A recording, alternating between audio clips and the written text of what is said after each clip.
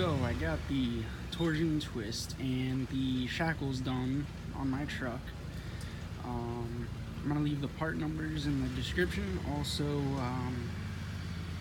for people that wanted to know some more information about this, it's been kind of hard for me to find information as far as I read that you could lift the front about 3 inches with the stock torsion bolts. On my truck, I only got about 1.5 inches out of it, maybe.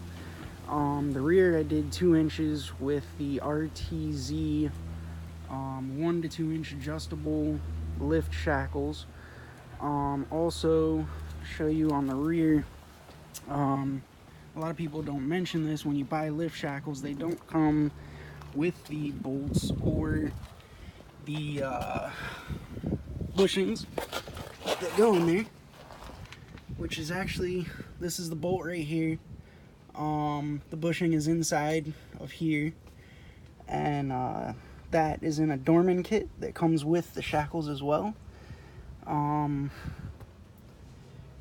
which ends up being kind of expensive because it's about $37 a set, and you need 2 of them for both sides.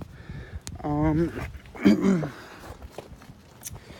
in all, ended up costing about, let's see, trying to do the math in my head here, near $100 total, I guess.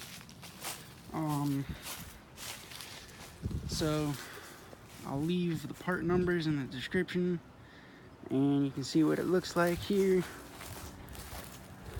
Go from front to back over here.